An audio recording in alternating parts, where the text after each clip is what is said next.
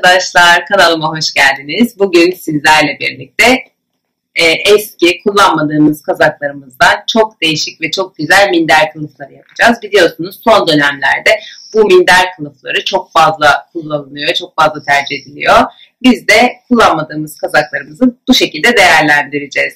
Bu minderlerin yapımında makrome ipi, penye ip ve kurdele kullanacağım. Şimdi minder kılıfımızın yapımına geçebiliriz. Evet, öncelikle kazağımızın içerisine minderimizi koyarak ölçüsünü alalım.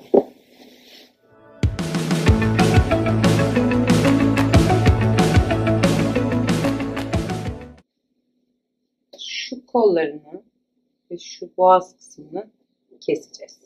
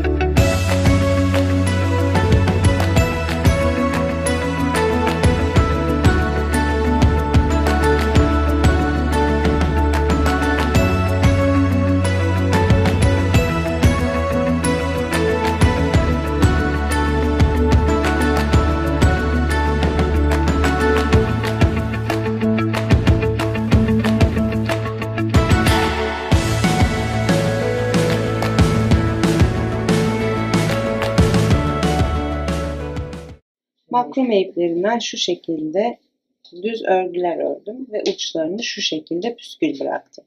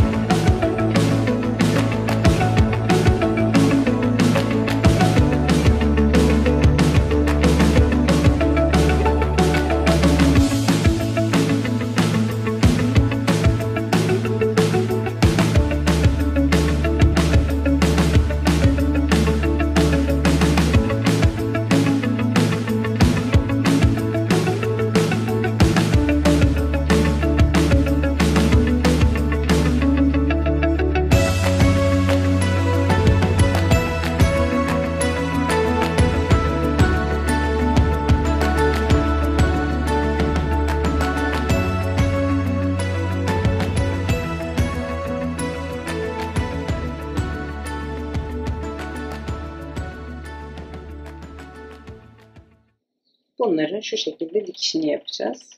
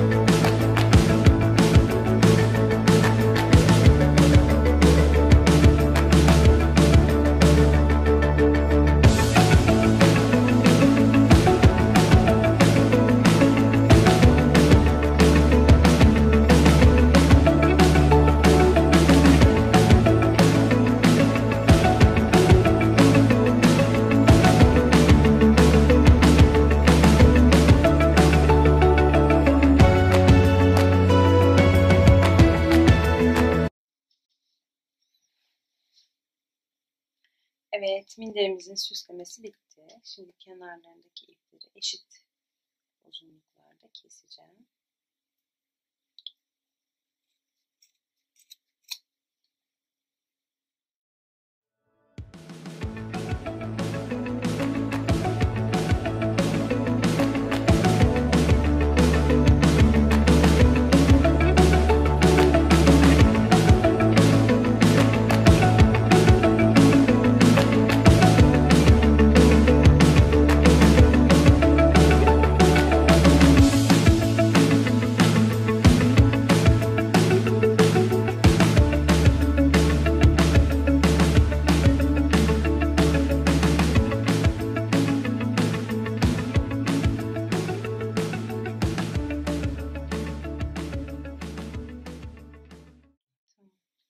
Ben bu şekilde bir desen oluşturdum. Siz dilerseniz farklı bir desen de yapabilirsiniz. Taranabilir makrame ipi kullandım. Buralarını açacağım. Tarayarak açabilirsiniz. Şimdi şu kısmına minderinizin desenine uygun düğme ya da fermuar dikebilirsiniz. Benim elimde şu anda buna uygun düğme ya da fermuar olmadığı için ben dikeceğim.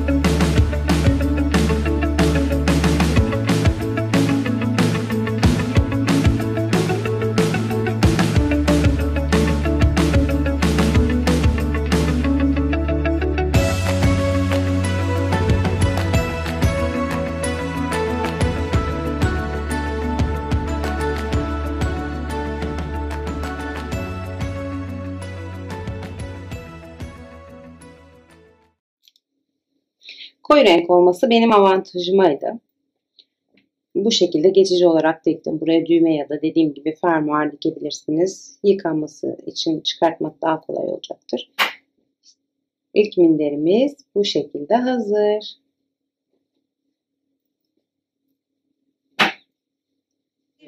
İkinci minderimizde şu şekilde bir kazağım var. Yine kullanmadığım bir kazak. Bunu farklı bir model oluşturacağız bundan. Yine şu şekilde kollarını keserek başlıyorum.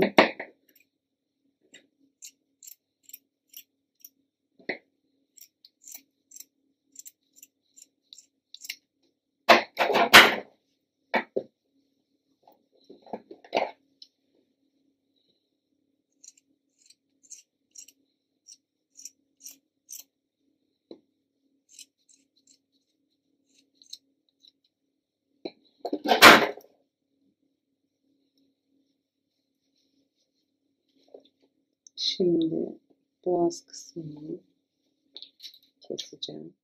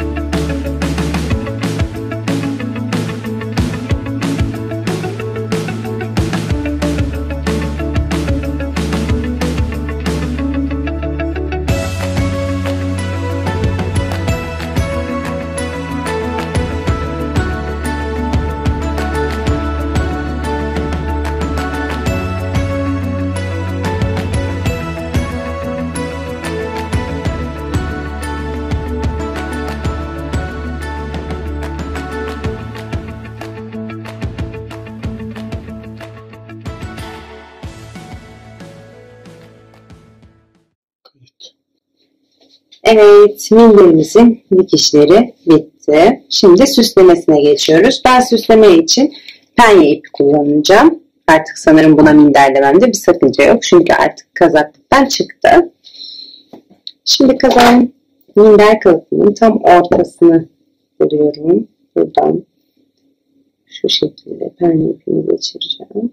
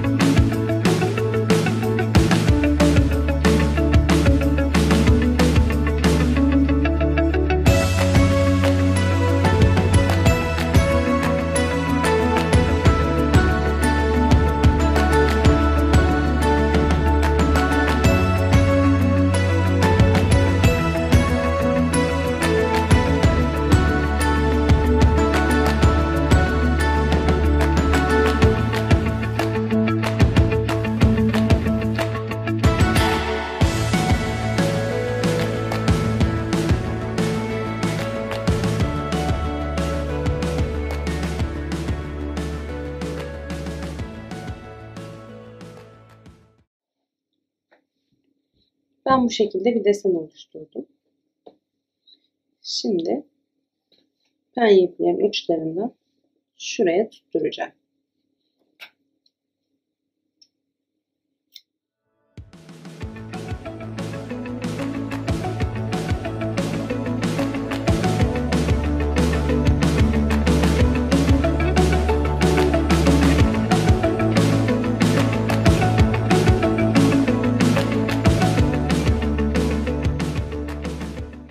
Minderimiz bitmek üzere. Şöyle bir desen yaptık. Şimdi dört köşesine püskül yapacağım. Bunun için makrome ipi kullanacağım.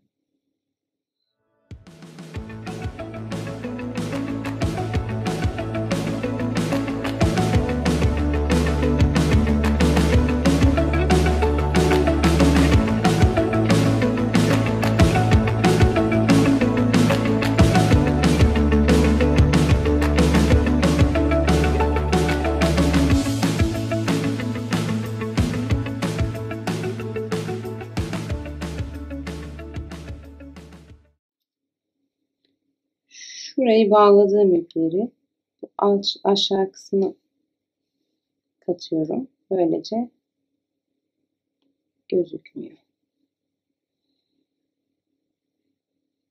Bunları bir tarak yardımıyla açacağız.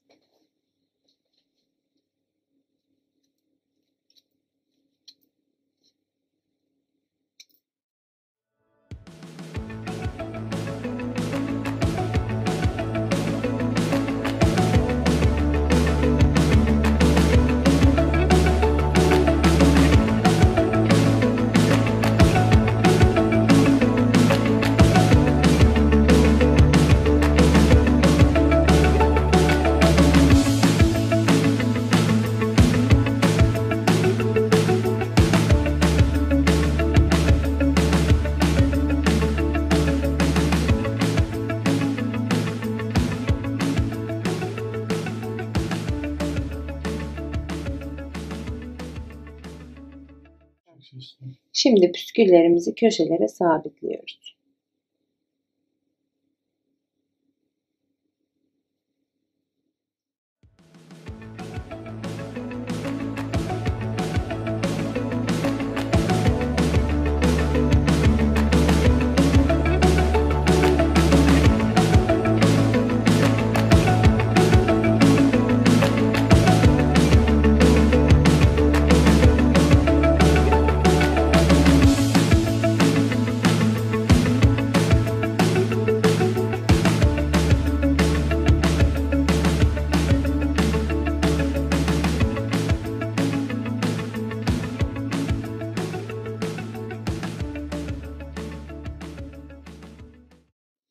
Yine diğer kılıfımızda söylediğim gibi bunda da buraya uygun bir düğme ya da fermuar dikebilirsiniz.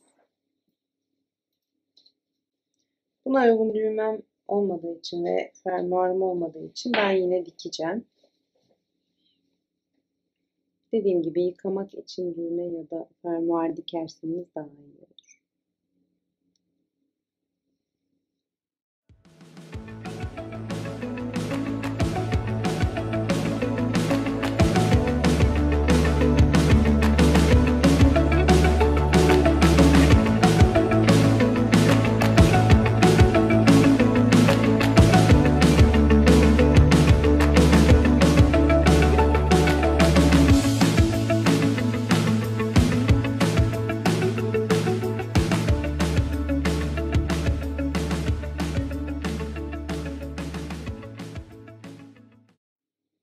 Bu köşelere de yine yaptığımız püskülleri takıyoruz.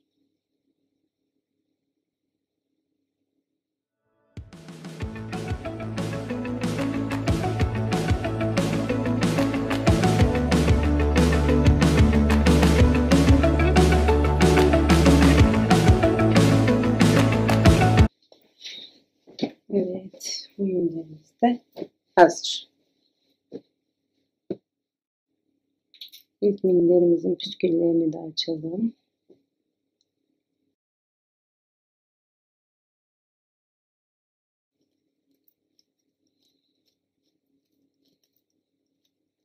Hangi minder kılıfını daha çok beğendiğinizi yorumlara yazmayı unutmayın.